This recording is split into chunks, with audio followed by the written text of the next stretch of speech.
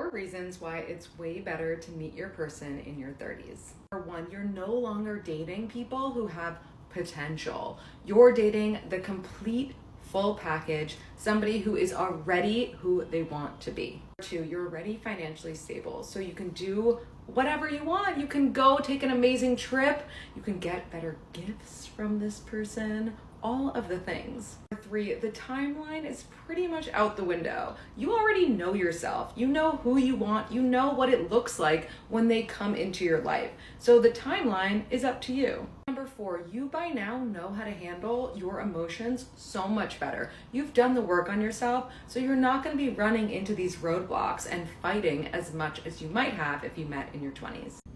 No! God, please, no! No!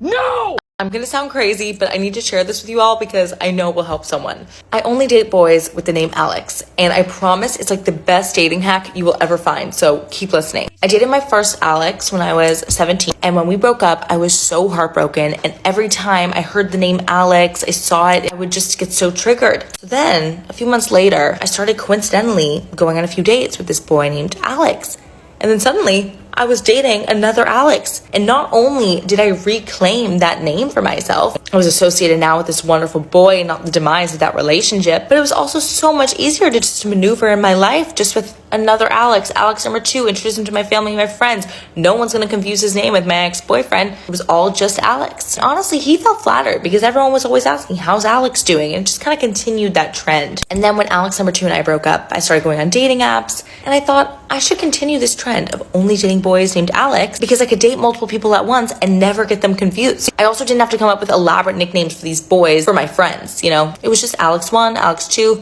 numerical organization. I hope everyone finds their Alex.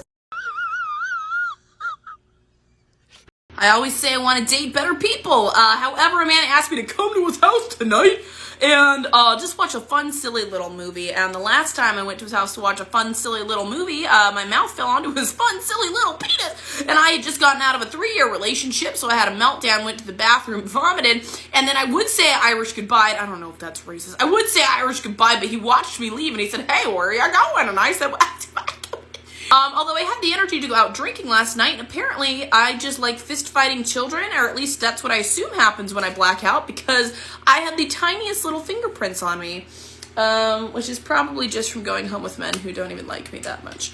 That's not in correlation to the bruises, that's just me being bitter. Brittany, stop, be fucking positive, okay?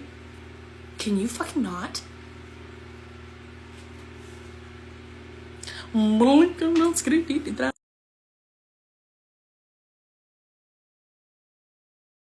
Here's what you say to a man who is not communicating to you as much as your heart desires that he would, especially in the beginning of dating. Here's what you do not say to him. You do not say, "Hey, you know what? It just seems like you're not that interested in me, so I'm going to be moving on." Instead, say this. "Hey, so I've noticed that you don't really communicate a lot with me during the week, and it just seems as though you don't really have the time in your life to give to a relationship, or at least give to me what I'm looking for in my ideal relationship with someone. So if you don't have the time to give, that's totally okay. I'm just going to be moving forward, but Hey y'all, Subscribe. okay.